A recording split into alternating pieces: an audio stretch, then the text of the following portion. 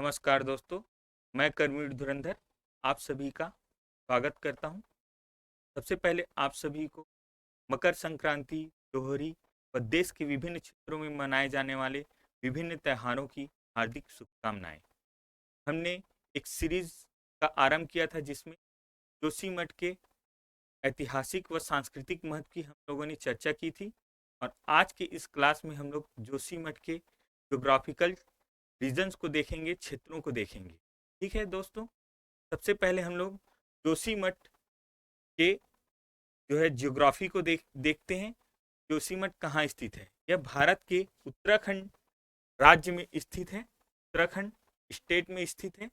ठीक है, यह उत्तराखंड के चमोली डिस्ट्रिक्ट, ठीक है, चमोली डिस्ट्रिक्ट में स्थित है। और हम लोग उत्तराखंड को दो भागों में मुख्यतः विभाजित करते हैं। एक गढ़वाल क्षेत्र, ठीक है दोस्तों, गढ़वाल, ठीक है, और दूसरा कुमाऊं क्षेत्र, है ना, कुमाऊं। और ये कहाँ स्थित है? ये उत्तराखंड के गढ़वाल वाले क्षेत्र में स्थित है। गढ़वाल वाले क्षेत्र में क्या स्थित है? हमारा चमोली डिस्ट्रिक्ट। ठीक है, ये आपको लोकेशन यहाँ पर जो दिख रहा है, ये क्षेत्र हमारा जो है जोशीमठ है। ठीक है दोस्तों, और यह जोशीमठ ही किसके मार्ग में पड़ता है? बद्रीनाथ धाम के मार्ग में पड़ता है। साथ ही यह नंदा देवी जो नेशनल पार्क जाने के रास्ते में भी ये स्थित है। ठीक है, तो ये दोनों महत्वपूर्ण हो जाते हैं, आप लोग ध्यान में रखिएगा। बद्रीनाथ धाम से बद्रीनाथ धाम अगर जाना हो तो जोशीमठ से होकर जाया जाता है। साथ ही नंदा देवी नेशनल पार्क जाने के रास्ते में भी जोशीमठ पड़ता है। ठीक है, और नंदा देवी नेशनल पार्क में क्या स्थित है? नंदा देवी नेशनल पार्क में ही वैली ऑफ फ्लावर, है ना, फूलों की घाटी जिसको कहते हैं, वो स्थित है। ठीक है दोस्तों, अब एक चीज जो और महत्वपूर्ण है वह है जोशीमठ से होकर गुजरने वाली नदी। ठीक है, जोशीमठ से होकर कौन सी नदी गुजरती है दोस्तों? जोशीमठ के नीचे से गुजरती है अलकनंदा। ठीक है, और ये अलकनंदा कहाँ से आती है? तो ये बद्रीनाथ के ऊपर स्थित संतो पंथ, ठीक है, संतो पंथ ग्लेशियर से निकलती है। ठीक है, और अलकनंदा अलकनंदा ठीक, और धौली गंगा दोनों मिलकर यहाँ पर क्या बनाते हैं? विष्णु प्रयाग बनाते हैं। कौन कौन सी नदियां मिलकर? अलकनंदा और धौली गंगा दोनों नदियां मिलकर यहाँ पर कौन सा प्रयाग बनाती हैं? विष्णु प्रयाग। ठीक है दोस्तों, तो अब आप लोगों को एक नाम मिल गया, विष्णु प्रयाग। ठीक है, तो अब आप लोगों के जहन में या यह क्वेश्चन उठ रहा होगा कि ये प्रयाग क्या है। ठीक है, अब हम लोग प्रयाग के बारे में जानते हैं। तो प्रयाग क्या होता है? जैसे आप लोगों ने प्रयागराज नाम सुना होगा, है ना। प्रयागराज कहाँ है? उत्तर प्रदेश में स्थित। यहाँ पर क्या है? तीन नदियों का संगम है। कौन कौन सी? गंगा, यमुना और सरस्वती।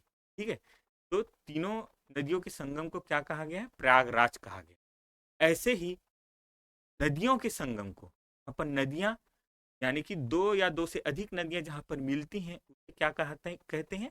प्रयाग कहते हैं दोस्तों। ठीक, क्या कहा जाता है? प्रयाग।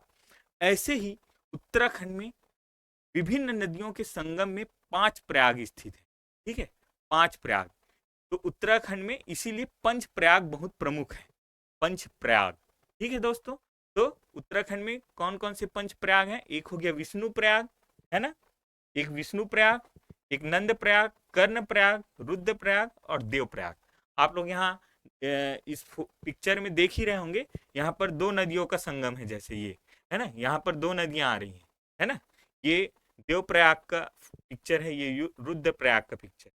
ठीक है, ये कर्ण प्रयाग है, यहाँ पर भी आप लोगों को दिख रहा होगा दो नदियां आ रही हैं, है ना। तो इस प्रकार क्या होता है? नदियों के संगम को क्या कहते हैं हम लोग?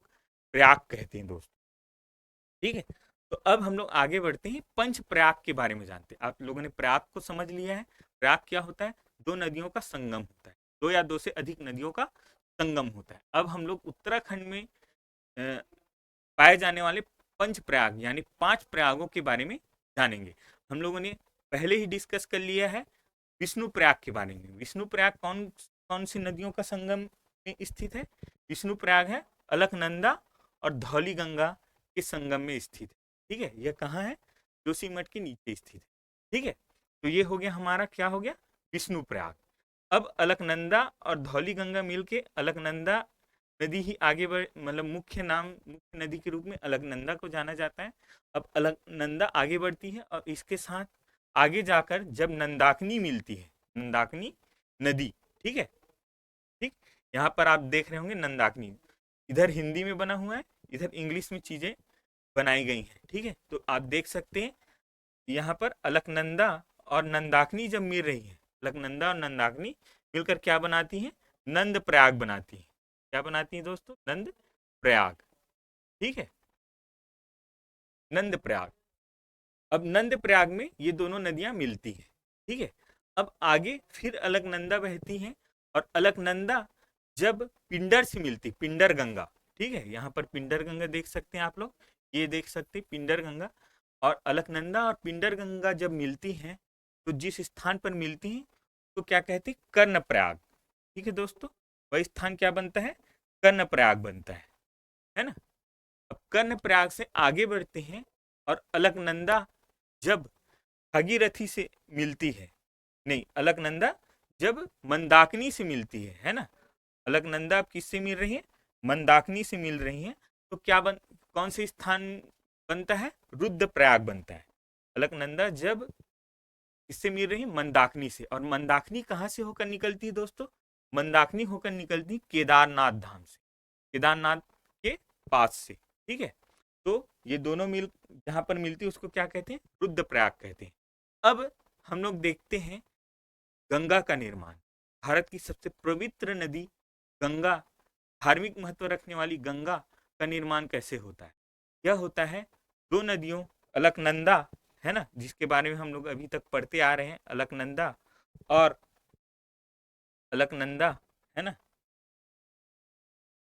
अलकनंदा और भागीरथ, दोनों मिलकर क्या कौन से स्थान में मिलते हैं, देवप्रयाग में मिलते हैं, अलकनंदा और भागीरथी, ये दोनों देवप्रयाग में मिलते हैं और दोनों मिलकर गंगा नदी का निर्माण करते हैं, जो भारत की सबसे पवित्र नदी है, बहुत ही धार्मिक और सांस्कृतिक महत्व रखती है, ठीक है, साथ ही आर्थिक महत्व भी रखती है, ठीक है दोस्तों। तो यह भागीरथ जो नदी है वह कहाँ से निकली, गंगोत्री से निकली, ठीक है, और आगे चलकर गंगा में, ठीक है, यमुना और सरस्वती मिलती है। तो हम लोग मानते हैं, वैसे तो मुख्यतः हम लोगों को दिखाई देती हैं गंगा और यमुना है, ठीक है, गंगा और यमुना कहाँ मिलती हैं, प्रयागराज में मिलती है। तो ये हो गया हमारा पंच प्रयाग, जो हमारे लिए ये जो है पंच प्रयाग हमारे लिए बहुत ही महत्वपूर्ण हो जाते हैं, क्योंकि जो है जोशी मठ में अलकनंदा नदी स्थित है और अलकनंदा नदी और धौली गंगा मिलकर विष्णु प्रयाग बनाते हैं, इसलिए ये अन्य प्रयाग हमारे लिए महत्वपूर्ण हो जाते हैं, जो किसी न किसी पीएससी, यूपीएससी या किसी न किसी लोक सेवा आयोग में आपको पूछे जा सकते हैं। अब हम लोग इससे संबंधित जो आंसर राइटिंग है उसके बारे में चर्चा करेंगे। ये इसमें ये जो हम लोगों ने पंच प्रयाग पढ़े हैं उसके बारे में ही इसमें डिस्कशन किया गया है, लिखा गया है, ठीक है दोस्तों। अब हम लोग जो क्वेश्चन पूछा जा सकता है उसके बारे में चर्चा करते हैं, ठीक है। आप लोगों को जो इससे रिलेटेड क्वेश्चन कौन कौन से पेपर में पूछे जा सकते हैं, एक यूपीएससी का अगर हम लोग देखें और यूपीपीएससी का देखें, ठीक है, तो इसके कौन से पेपर में पूछा जा सकता है, GS1 में, ठीक है दोस्तों, GS1 के जियोग्राफी में ये इससे रिलेटेड क्वेश्चन पूछ सकते हैं, और इसका ऐतिहासिक और सांस्कृतिक महत्व का क्वेश्चन भी GS पेपर 1 के हिस्ट्री वाले, आर्ट एंड कल्चर वाले क्षेत्र एरिया में पूछ सकते हैं, ठीक है। और इससे रिलेटेड जो ज्योग्राफी का से रिलेटेड जो क्वेश्चन है वो आपको GS पेपर 3 में, ठीक है, GS पेपर 3 में भी पूछा जा सकता है। GS पेपर 3 में क्या क्या है, इन्वायरमेंट है ना, और क्या है, डिजास्टर मैनेजमेंट है, आपदा प्रबंधन, ठीक है। इसमें इन्वायरमेंट या डिजास्टर मैनेजमेंट में इससे रिलेटेड क्वेश्चन पूछ सकता है। अब हम लोग थोड़ा क्वेश्चन को डिस्कस कर लेते हैं कि क्वेश्चन क्या है हमारे पास, ठीक है। तो सबसे पहले इसमें क्वेश्चन में क्या पूछा गया है, जोशीमठ में हुए भूमि धसाव यानी कि लैंड सिंकिंग का कारण बताएं, रीजन बताएं, है ना, कारण का चर्चा करें और इसके बचाव यानी कि इसके प्रिवेंशन के लिए जो है उपाय हों, क्या प्रिवेंटिव मेजर हो सकते हैं, उसके बारे में चर्चा करने के लिए कहा गया है। ठीक है दोस्तों, तो इस पर हम लोग डिस्कस कर लेते हैं। ठीक है, तो सबसे पहले हम लोग क्या देखते हैं, इसके रीजंस। ठीक है, इसके रीजन क्या है इसको देखते हैं, है ना। जो जो लैंड सिंकिंग हुआ है या भूमि धसा हुआ है जोशीमठ में, उसके कारणों की चर्चा कर लेते हैं। आप लोगों ने अभी न्यूज में बहुत सारे कारणों के बारे में सुना होगा, लेकिन यूपीएससी के एक छात्र या लोक सेवा के छात्र होने के नाते आपको मुख्य कारणों को जानना बहुत जरूरी है। जो न्यूज में जो कारण बताए जा रहे हैं वो अलग महत्व रखते हैं, लेकिन हमारे लिए यह जानना जरूरी है कि वास्तव में इसके रीजंस क्या है या क्या हो सकते हैं। ठीक है, तो इसको हम लोग दो भागों में मुख्य रूप से विभाजित कर लेते हैं, डिवाइड कर लेते हैं। सबसे पहला है प्राकृतिक कारण। ठीक है, प्राकृतिक कारण में यानी कि नेचुरल कारण। ठीक है, तो नेचुरल कारण क्या हो सकते हैं आप लोग बताइए, आप लोग भी पढ़े हैं, आप लोगों को भी समझ होगा क्या क्या कारण हो सकते हैं प्राकृतिक कारण। सबसे पहले हम लोगों को प्राकृतिक कारण में जो दिखाई देता है वह है इसका हिमालयी क्षेत्र में होना, यानी कि माउंटेन रीजन में होना। और हिमालय जो है वो सबसे नवीन पर्वत श्रृंखला में से एक है। इस कारण से इसमें अभी भी क्या हो रहा है, उभार यानी कि उठाव हो रहा है, या इस क्षेत्र में किसी न किसी प्रकार की भौगोलिक गतिविधि पाई जाती है। ठीक है, तो इस कारण से ये हिमालयी क्षेत्र होने के कारण से इसमें घाव का एक बड़ा कारण है। ठीक है, तो हिमालय बड़ा प्राकृतिक कारण है। ठीक है, इसके साथ क्या है दोस्तों, इसके साथ हम लोग क्या देखते हैं, ये जो जोशीमठ है वो लैंडस्लाइड से उत्पन्न हुए मलबे पर स्थित है। ठीक है, तो कैसे क्षेत्र पर स्थित है, ये मलबे पर बना हुआ शहर है ना। तो इस कारण से भी इसमें जो मिट्टी है वह क्या है, सिंक होने वाली है, अस्थिर मिट्टी है, अनस्टेबल मिट्टी है। ये क्षेत्र भी स्वयं अनस्टेबल है, अस्थिर क्षेत्र है, जिसके कारण से हम लोगों को इसमें क्या दिखाई देता है, सिंकिंग की समस्या दिखाई देती है। ठीक है दोस्तों, इसके साथ ही हम लोग क्या देखते हैं कि जो जोशीमठ है उसके नीचे से जो नदी बहती है, उसके पास से जो नदी बहती है अलकनंदा, वह इसमें कटाव को उत्पन्न करती है, यानी कि इसमें कटाव का को जन्म देती है। ठीक है दोस्तों, तो अलकनंदा जो नदी है वो भी क्या है, बड़ा कारण है इसमें कटाव का। ठीक है, या भूमि धसाव का। ठीक है दोस्तों, और क्या हो सकता है, और एक रीजन है प्राकृतिक, उसको मानवीय कारणों में भी लिख सकते हैं, लेकिन हम लोग यहाँ पर प्राकृतिक में देखते हैं क्लाइमेट चेंज, जलवायु परिवर्तन। ठीक है, क्लाइमेट चेंज ये मानवीय कारण भी है। ठीक है, लेकिन हम लोग यहाँ पर इसको प्राकृतिक नेचुरल रीजंस में ले रहे हैं।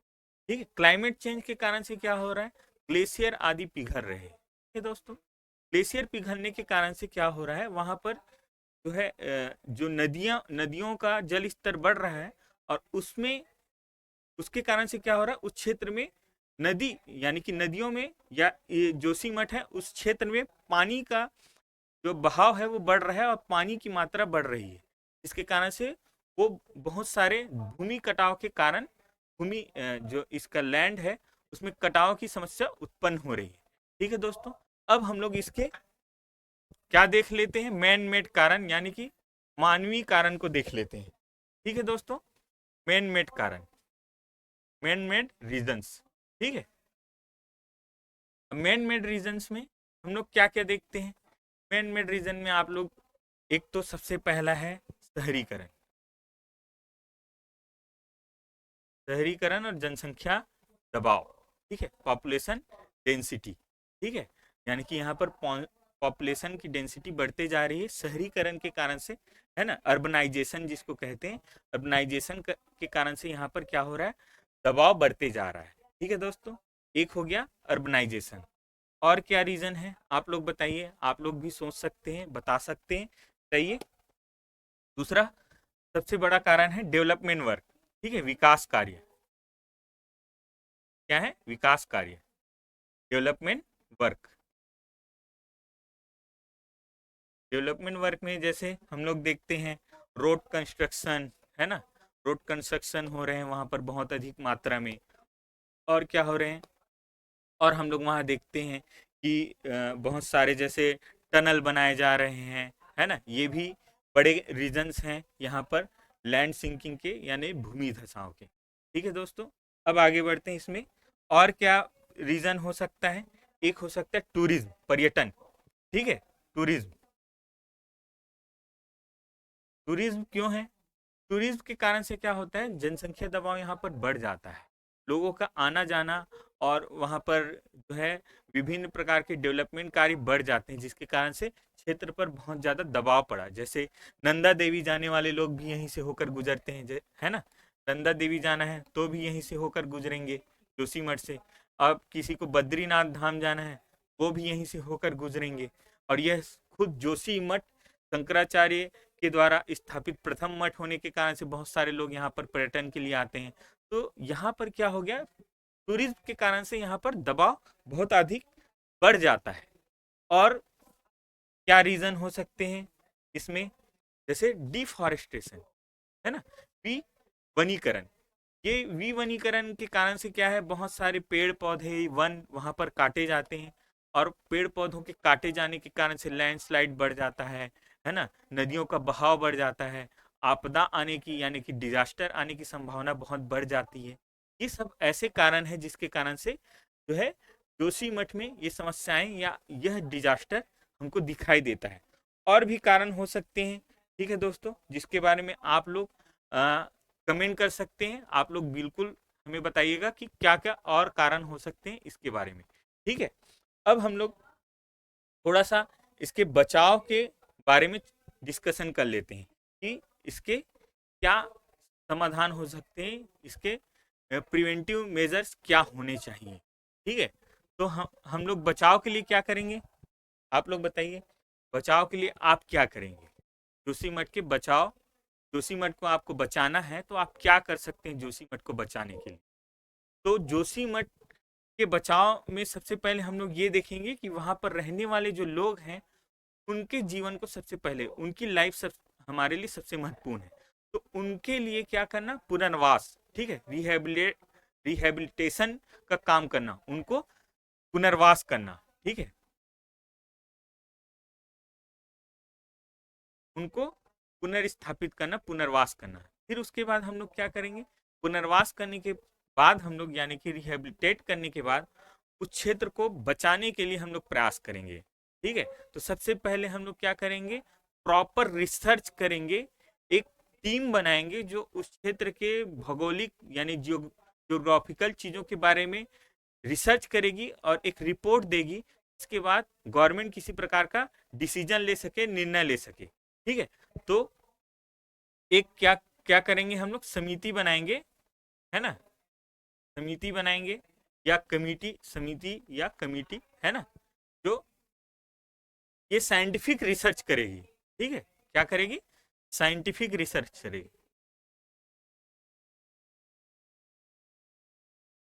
साइंटिफिक रिसर्च करेगी।